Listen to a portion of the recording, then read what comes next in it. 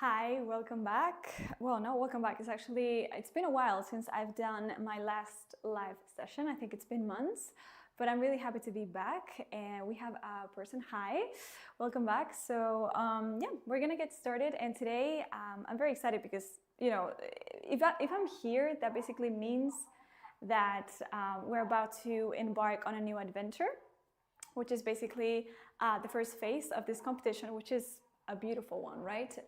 If you want to become an air traffic controller, it's going to be really exciting, this whole process. Thank you. Yes, I could hear myself. It was a little bit confusing, but yeah, that's perfect. Welcome everyone. Welcome to this new live session. I'm really excited to be here, as I said. And if I'm here, that can only mean one thing, which is that we are about to basically start a whole new adventure if you want to become an air traffic controller. And I'm about to explain all the common mistakes that we usually make during a grammar test, which is the first phase that we have to face when it comes to English. I've been an English teacher for a while, and I've been seeing lots of people making the same mistakes all over again, over and over again. I feel like I could teach people how to avoid making those mistakes, or maybe making those mistakes, but maybe less, because we are all human beings. We're gonna keep making mistakes. That's how it works, right? We're not robots. But as a teacher, I feel like it's my duty to tell you just a few tips to help you through this whole process. And that's exactly what I'm about to explain here to everyone here, everyone watching me. Welcome. And if you have any doubts or questions, of course, please let me know. I'm going to be reading every single comment. And also, not only I'm going to explain how a grammar test is done, but also I'm going to take you step by step on how to basically ace it. I actually want you to ace it. I want you to be wonderful and excel at it, because I know that when it comes to grammar tests in English, it could be quite confusing when you are given a few options and you don't know which one is correct. We are looking for precision, we are looking for accuracy. We need to find the most accurate answer. And that's actually quite tricky, because I've been teaching grammar for months now, and my students, that's something that they usually struggle with. So yeah, I'm gonna try to help you through this process, and I'm gonna tell you how to ace this test, along with other tests and tips, of course. So yeah, without any further ado, we're gonna get started. Remember, if you have doubts or questions about any of this, please let me know. We're gonna get started here. Let's see. Yes. All right, I'm gonna get started by explaining that this grammar test that we face during the first phase of this whole process, it's something that we hadn't done in a while.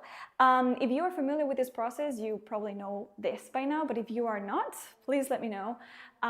This grammar test that it's included in the first phase of this process, it was something that it hadn't been done in 2023, in 2022, in 2021, but it was done in 2018 and 2017.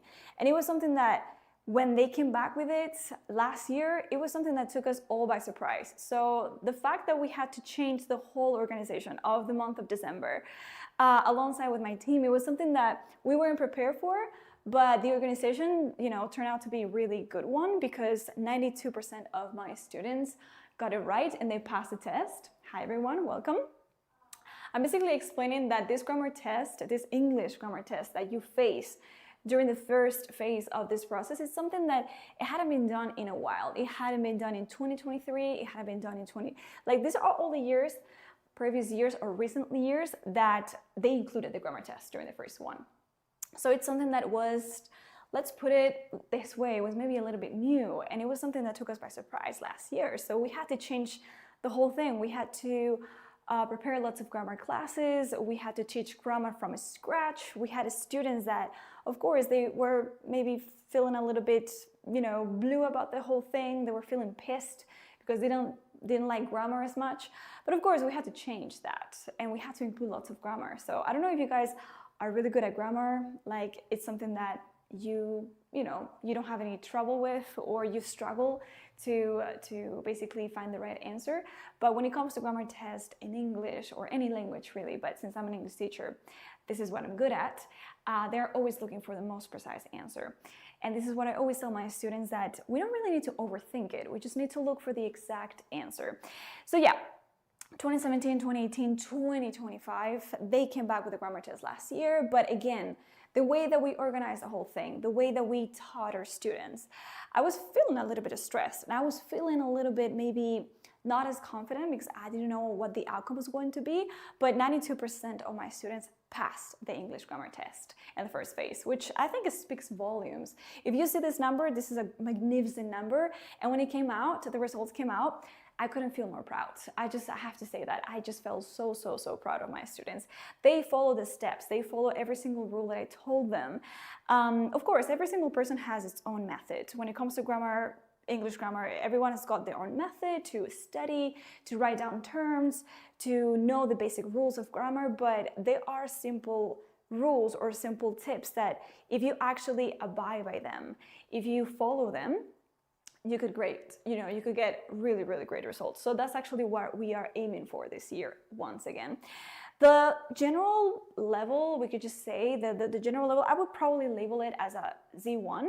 But of course, advanced learners, they have done all of this grammar tests. And we're going to see it now. We're going to take a look at some previous questions that we have faced years before. But of course, the level is labeled as C1, but some learners, they have actually put this to question. Maybe they were doubting, maybe some questions were a little bit harder than, a C1, maybe it was labeled as C2, we're gonna see it now.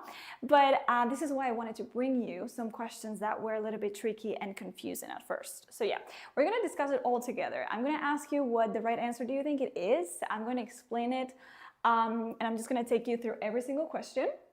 But of course, again, I'm gonna tell you the most common mistakes that students do and the most common mistakes they make in order to pass this test. They get nervous, they don't read the whole sentence, or maybe they read too slow.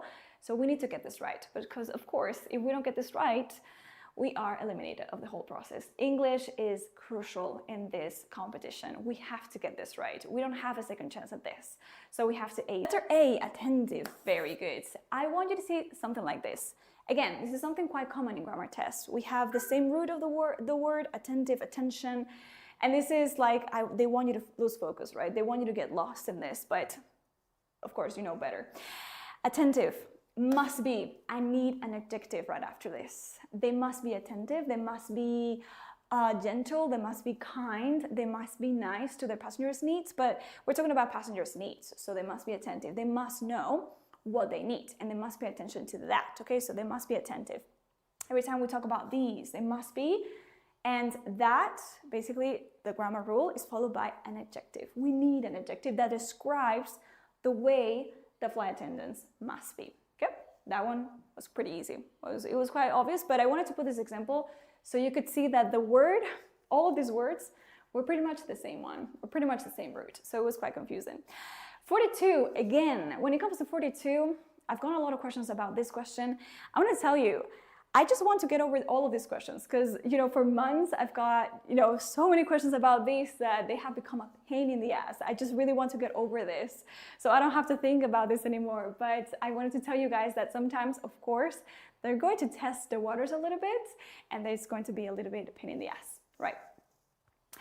It's for adjectives when it's in something whatever? Yes, it's just for adjectives when something is whatever. Yeah, exactly. Adjectives, like, no. We're going to use ing for things or situations. Like, this is interesting and I'm interested in the movie. And when it comes to the person, it's going to be ed instead of ing. Okay? Letter B. Much too often nowadays people put their careers before their private lives. Okay, someone said letter B, 42. I don't know about the rest of you guys. What do you think about 42? Too often nowadays people put their careers before their private lives. This was also part of the deal, part of the exam. Someone said letter B, much too often. Okay, what about the rest of you guys? Do you agree with Daida? Much too often nowadays? What do you think? This one is also a little bit confusing. If no one says anything, I assume that you don't know. You're probably just going to be quiet. You don't want to mess up, right? Ivan says letter B too. Okay, if you think otherwise, you can definitely go ahead and tell me. Don't be afraid to tell me which one do you think is the right one. What if I told you that it's not letter B? Oh, someone said letter D, letter C, letter A. Oh, well, I've gotten all different options. All right, there's only one correct option. And whoever told me letter C, You are right, okay? So Olga, very good. Josue, well done. All too often nowadays, people put their careers before their private lives. We're talking about a fact. This is a statement. This is something that is true, a general truth, okay? Every too often, it doesn't really grammatically, if it just sounds awkward and it's rare. And also then too often. We're talking about every too often, like time expression, then too often, it doesn't really fit in there. And then much too often and all too often, I'm going to tell you something. This is why I wanted to put this example. Much too often is also correct. And this is where the whole thing happens, right? This is a little bit, makes you feel a little bit sad. It makes you feel like, what? I mean, if I told you that much too often and you tell me now that is grammatically correct, but ENAIRE said that is not, it is not. Both of them, much and all, are correct.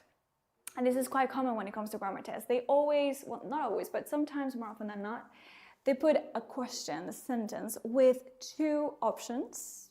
4 of them, of course, two out of them, two out of 4 of them. As I said before, you can rule them out. 2 of them. But then you are always debating between 1 or 2. And when it comes to much and all, sometimes we are facing the fact that those 2 are grammatically correct. But we need to find the most common one. We need to find precision. We need to be exact, okay? This is I would say it's an expression. I would say it's a fixed expression instead of a rule. This is an expression, a fixed expression, okay? When it comes to fixed expressions in English, fixed expressions, we're gonna see another one later on. Fixed expressions, it basically means that this expression is said like that and there's no grammar rule behind it. Like there's nothing that we can just do about it. So it's been said and done like that and that's it. It's just a fixed expression. And this is pretty much the same thing. Much is a little bit more rare to say. It's a little bit more rare. And this is why all too often, which is more common, standard English, I would say, it's preferred. So all was basically selected the correct one, even though much was also grammatically correct. But I would say that much was less common. And when it comes to how common something is or how formal, like you basically need to guess if they're looking for formality or they're looking for the most common expression. In this case, they were looking for the most common expression instead of formality. Okay, so this is why all too often was preferred over much. But yeah, I know that it's a little bit, but yeah, this was real. But both of them are grammatically correct, but it's just a little bit more rare. 31, what about that? 31, also another one that was, yeah, it was highly discussed during, all my grammar classes with my students. Time I had in Benidorm, and then that's it. We basically have to fill in the first part of the sentence, and then we are given how wonderful what wonderful, how wonderful, it's wonderful. What do you think about 21, guys? 31, sorry. 31. This one is, I'm going to tell you a clue about this one, about 31. They are looking for formality. They are looking for formality. They are not looking for common tenses or common expressions. They are looking for formality. So someone says letter B. What wonderful time I had. Okay, letter A. Letter B. Okay, how wonderful? No one is going to say that, right? Letter C, letter D. It's 2 options that we can rule out. This is quite practical, right? We are ruling 2 out of 4, and then we are debating between 1 or 2. C, letter A. Okay, all right. Letter A. It is letter A. That is the correct one. Letter A. It is the correct one. How wonderful a time I had in Benidorm. And we're talking about only one time. This is why we need, of course, the article, the indefinite article. We need it. So this is why we cannot choose letter C. I don't know if someone said letter C. Aleix, you said letter C. But this is why we need a time, because time is something that we can count, okay? So, of course, it has to be a countable noun, so we have to put A.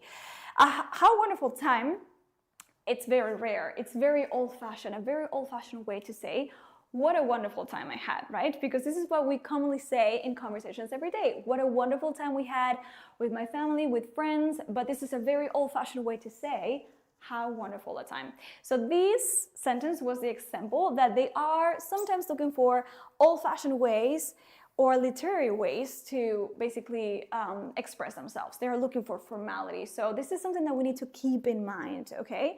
Keep in mind that you don't really know, you have to guess what are they looking for the right answer, because we need to find the most accurate one.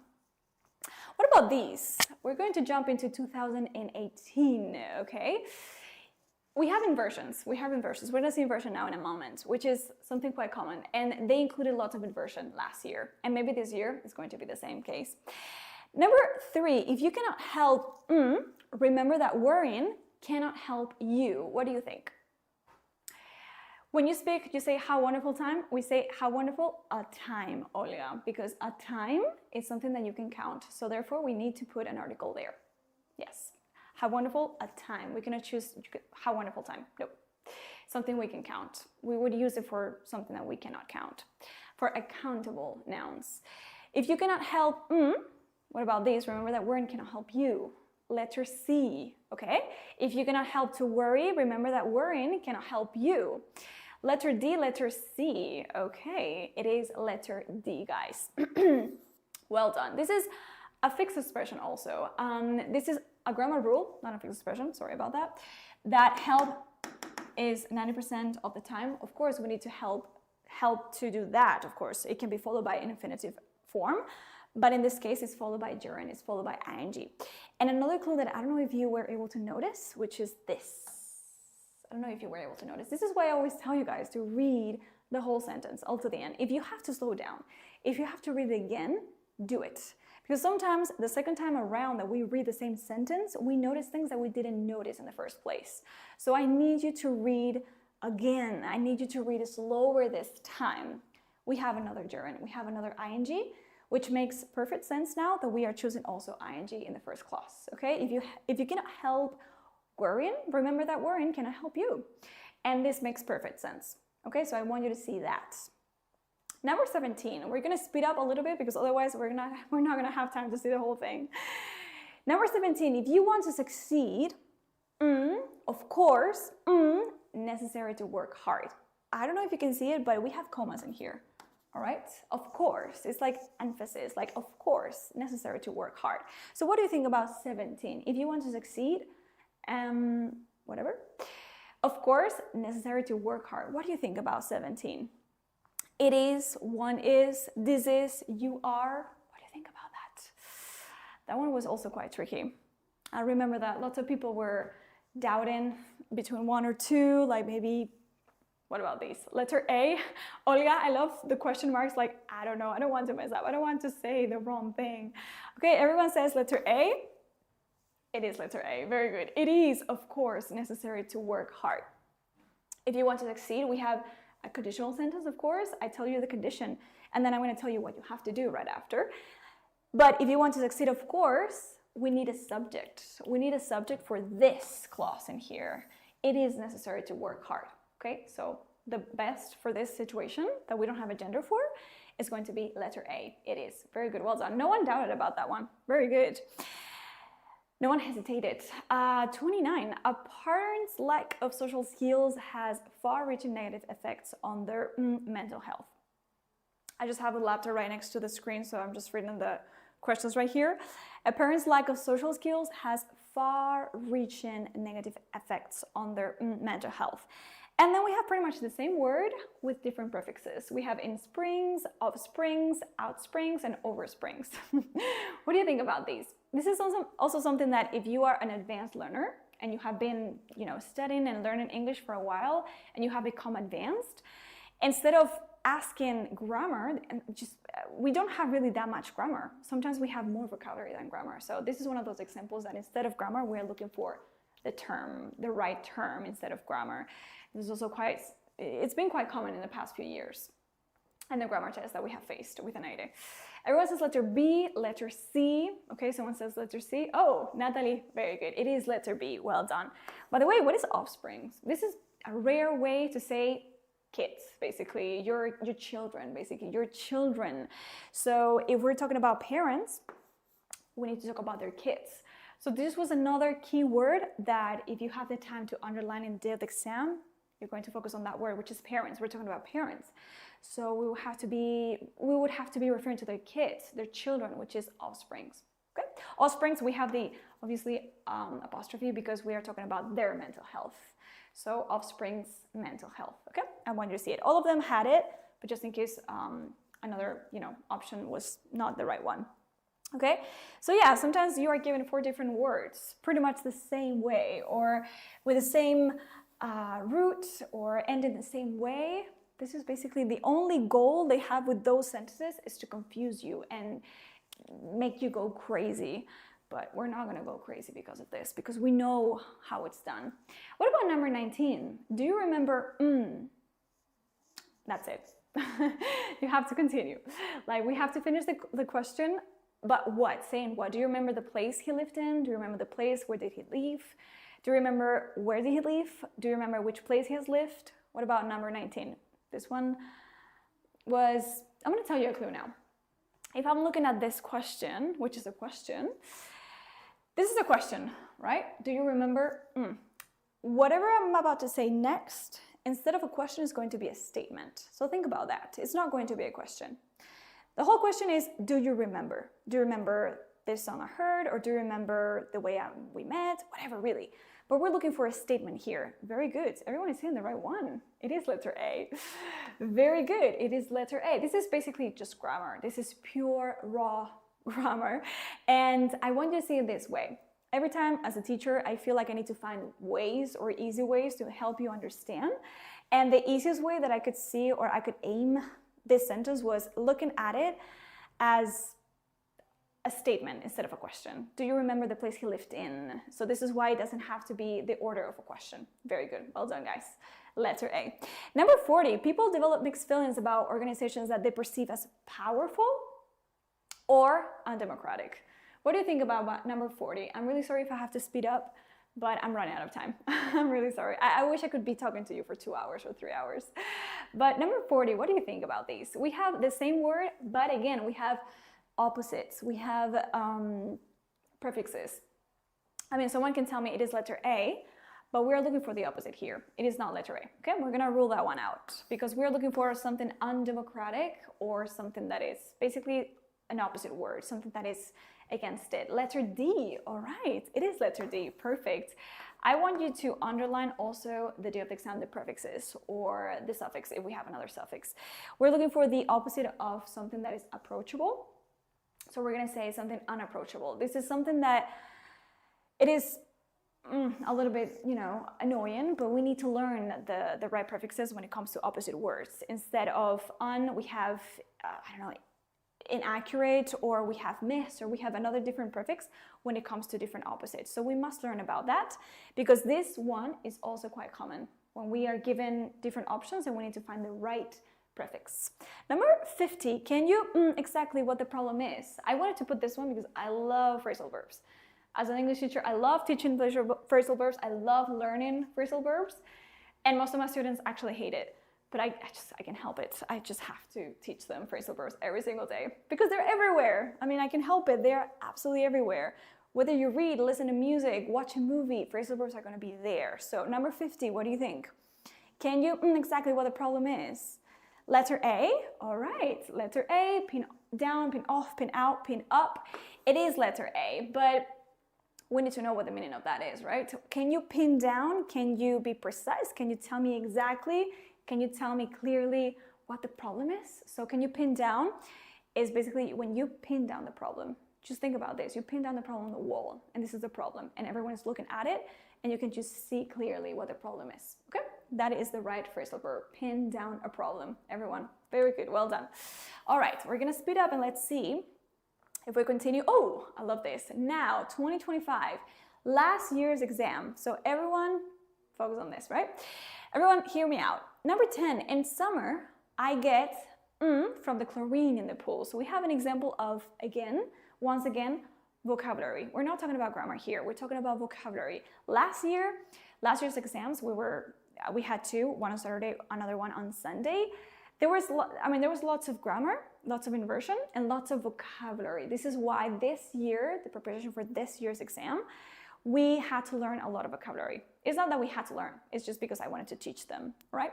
It is pink eye. Well done. Well done. When we know all the basic grammar rules, all we have to do is expand our vocabulary. So this is exactly why C1 level, grammar tests, it's basically focused on that. Pink eye because of the chlorine in the pools. This was basically the clue that I was looking for. The context is everything. Remember, context is telling me what the right answer is. Pink eye is when little kids spend too much time in the water. They get out of the pool and it looks like their eyes are completely, bloodshot. And it feels like they've been crying for hours, but it's just pink eye because of the chlorine. So context in this sentence is absolutely everything. What about number 13, the next one down below? We have something and then comma. We would have chosen an alternate route. What about this one? We have inversion here, the first inversion case of the day. Even though we had many more, but I just wanted to put one, so I didn't overwhelm you with so much inversion. What about these? The first thing that we need to know is that first is inversion. Second, we're talking about a conditional, but if it's inverted conditional, it cannot be letter A, it cannot be letter C. So those two are ruled out. We eliminate those two, and now we are debating between letter C and letter D. It is letter B. Very good. Had we been informed about the road closure, we would have chosen another thing. Third conditional sentence, sentence. Inversion, using inversion. Why do we know it's inversion? Because we don't have the if clause here, and it's basically replaced by had we been, okay? And we put the auxiliary verb before the subject. Why do we use inversion in English? For emphasis. We always put emphasis. Had we been informed, we would have done this, or we would have chosen another thing. Do we use inversion in our everyday conversations? We don't. We don't really use inversion that much. It's not that often. It's not that common. But when it comes to grammar tests or formal articles or formal emails, or when you're writing something formal, yes, you're going to see lots of inversion because we put lots of emphasis in there. And it's a little bit more formal. But if you are conversing with a friend of yours, we barely use inversion, okay? Number 5, they're staying in my house for the time. Number 5. This one is a fixed expression. This one is a fixed expression. What do we mean by fixed expression? It's just an expression that it is what it is. We cannot really say anything about it. It's been said and done that way. There's no grammar rule that can explain it. And we're going to say it that way till the end of time.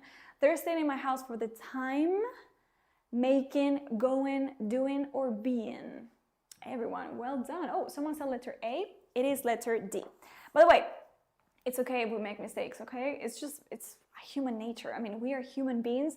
We're gonna make mistakes till the day we die. So it's all right if we make mistakes. We cannot make mistakes the day of the exam, of course, but we can make mistakes here. For the time being, for now. For now. It basically means for now, you can stay at my house, or they're staying in my house, or for the time being, whatever. For now, I don't know if they will stay, they will be staying next week, but for the time being, they're doing this. Number 20, can you see that? This one is right here on the right. Scarcely had Matt begun his new job, he decided to resign. Yeah, I wanted to put another inversion. And what do we know is inversion? Because it starts with the word scarcely. We have word seldom. We can start inversion with rarely. We can start it with no sooner. We can start it with little. So many ways we can start inversion. I have documents, and I have classes, like many different videos where I explain inversion thoroughly. Scarcely had Matt begun his new job. Everyone says letter C when, someone letter B then, okay? Scarcely had Matt begun his new job, then he decided to resign, or when he decided to resign. Well, for me, of course, letter D, letter A, rule out. Both of them, they sound great, they sound wonderful, but we cannot go with which one sounds better. We cannot go like that. We have to go with our gut, but we must know the basic rules when it comes to inversion. And when it comes to this word, it has to be when. The only time that we're going to use then is when we have no sooner than, okay? And I want you to see that. No sooner, sooner, remember, bigger than my house or taller than you. We are comparing, or we are using a comparative adjective. This is why we are choosing then instead of when. No sooner had we arrived than my dad started screaming at me. I don't know, another example they just came up with, okay? So this is the only way, the only example where we have to use then when it comes to inversion. But other than that, scarcely, rarely, seldom, little, when, okay? This is a very basic grammar rule, but we must know about this. Okay, number 9. This one was something that, wow, I was actually quite surprised when I saw this. Like, I couldn't believe that this question was asked the day of the exam officially. Despite her initial interest in pursuing a career in medical research, she ultimately found her calling indirect patient care, and is now a respected with a focus on integrative medicine. Wow. If someone tells you that, you have to be like, wow, I don't know what you just said, but wow. It goes no sooner than, Nuria, than, remember, no sooner than. It's the case in inversion that we are going to use than, never that. That is for cleft clauses, remember. Okay, letter C, everyone, a physician, perfect, a physician. We have a physiotherapist or a pharmacist, and lots of people that did the exam were debating whether it was surgeon, letter A, or letter C. But if we talk about, I'm going to underline a couple of things in this sentence, which is direct patient care and integrative medicine. These are the two words that were clue. They were keywords. We're talking about direct patient care. This is the person that is right next to the patient, just taking responsibility for the whole care of the patient. And integrative medicine is basically that. Of course, we might not be familiar with medical terms, but we must know that the surgeon is the person that performs a surgery, but that's that. As good as it gets. He's going to perform the surgery. Maybe he's going to check on the patient every now and then, but the person taking care of that patient is going to be the physician. Okay? This is why this is clue. Direct patient care and integrative medicine. And you guys have no idea how many students selected the incorrect one, and they selected letter A. But the surgeon performs the surgery and that's it. And he or she cleans his hands and that's it, and he goes home or she goes home. But the physician is the one that stays there, taking care of the patient the whole time. Number 11, the carefully hemmed the wedding gown to fit the bride perfectly. We're talking about vocabulary once again. Furrier, leather craftswoman, artisan, or seamstress. Wow. Wow, this one was wow. This one was quite surprising too. We were faced with another sentence with lots of vocabulary, like lots of terms that we are not familiar with or we may never have heard of, but we need to underline this and this, wedding gown. When you hem a piece of clothing, it basically means that you hem, I don't know, for example, this sleeves of my sweater, they were too long and someone hemmed them. Basically, when you fix something, a piece of clothing, but you actually take it to the seamstress. Very good. You take it to the seamstress. It's basically the person that is in charge of sewing pieces of clothing either by hand or using a machine, but that's the right word that we're looking for. And hem is also a word that most of my students probably didn't know the day of the exam, and they also chose the wrong one. So we have to be careful. And I believe the last one is this one, which is 14. Despite the unpredictable climate, farmers their fields, relying on advanced technology to anticipate climate and mitigate. I didn't, go on with the sentence, it was too long, but it doesn't really matter. The whole thing is there. Everything that we must know is just there. So what do you think about number 14? Everyone says letter D. Are you sure about that one? Think about it. Give it some thought, please. I don't want you to jump to conclusions too fast. I want you to think about it first, please. All right, everyone says letter D. Perfect. If you're sure about that, that's great. I want you to be sure about your answer. I want you to be confident. I don't want you to second guess yourself or be doubtful. Everyone says letter D, and it is, in fact, indeed letter D. Have been steadfastly sowing. Well done. There is a clue that most people, actually, someone said maybe the day of the exam that they maybe said letter A, steadfastly saw. Oh, someone says letter C. Nita says letter C. Have it steadfastly sowed. Okay, all right, I can see it that way. But in here we have another gerund. We have ing, relying on advance. I want to use the present perfect continuous, which is this, correct tense, to say that something has started in the past, which is why we use a present perfect. Something has started and it hasn't finished yet. Like they're continuing to do that. Like they are still sowing their fields with that advanced technology. Relying, because it's something that we're doing right now. So this is why it's continuous. This is why we're choosing letter D over letter B or letter C. Okay? By the way, what does it mean steadfastly? This is an adverb of manner. This is the way that they were sowing their fields. But I want you to tell me a synonym. This is a very This is a very common question that I always ask my students the day of the exam, or maybe when we're making a grammar test. I always tell them, can you please tell me the synonym to this word, something that means the same thing. Another word that means just quite similar to this. Steadfastly, it's not a very common word, right? It's not something that we say every day. But if we're talking about steadfastly, it's the adverb of manner, which basically means that something is being done steadily, okay? It's the same thing as, something that is firmly done. Okay, I'm gonna put it right here. Or we can say that something is steadily done, okay? So those two could be really good synonyms to the word steadfastly. It's not conditional. I don't know if that's what you meant, Olga, but no. Steadfastly, it basically means something that is done firmly, something that is, steadily. And when something is steady, it's not really going up and down, it's always really going at the same pace. And I'm going to finish today's live session, which I'm really, really sad about because I wish I didn't, but I have to end the whole thing. I have to put a ribbon on it, which, by the way, I loved being with you here. Why is not letter A, Silvia? Oh, wait a minute. I'm just going to go back a little minute. Steadfastly saw.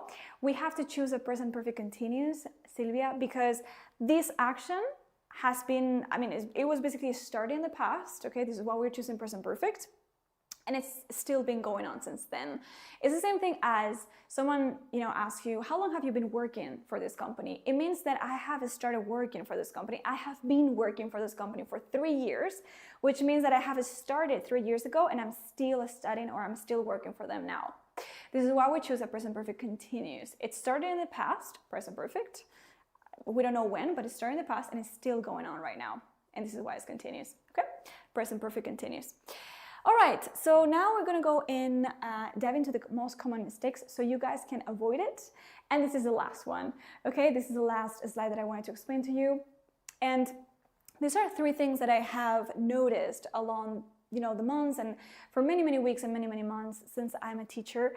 I know that this is something that people tend to make quite often, right? These mistakes, they tend to be made quite often. The first thing is when you ignore, literally ignore. And, context clues can really go unnoticed because you might be nervous or you want to read something very fast. You feel like you are running out of time and you don't read the whole thing. So you are missing out on context clues that, whether you see it or not, they're going to tell you the right answer. So when you have hints like despite or rarely, I'm just to give you just a few thoughts or just to give you a few examples. The example that I put in here, it says little about the experiment until the final results were analyzed. Until analyzed is basically telling me that is in the past tense. So the first thought would be to choose a present perfect.